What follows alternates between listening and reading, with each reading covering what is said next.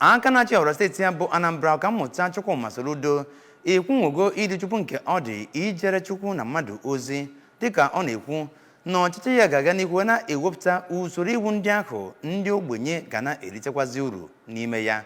Gọvanọ Soludo bụ onye nke kwunwere ya bụ ịdị uchu ọchịchị ya ma bụrụkwazị na jamisa ịchụ mma nke na owuwe ihe ubi n'ụlọ ụka Saviour's Church nke dị n'Ọnịcha. Onye nta akụkọ anyị n'ebe ahụ bụ Ejike Abana ga-ewetara gị akụkọ.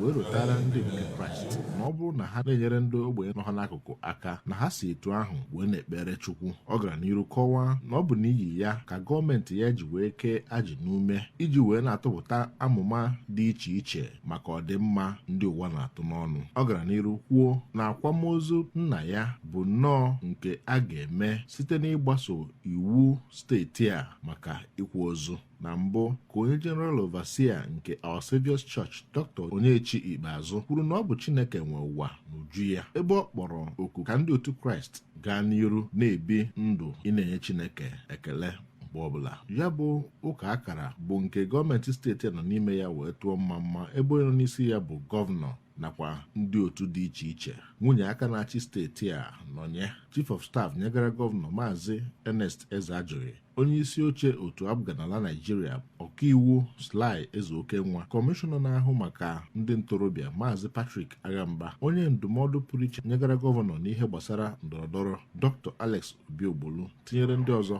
bụ ndị bịara ya bụ akamụka. Ejike Abana maka akụkọ ụwa ABS.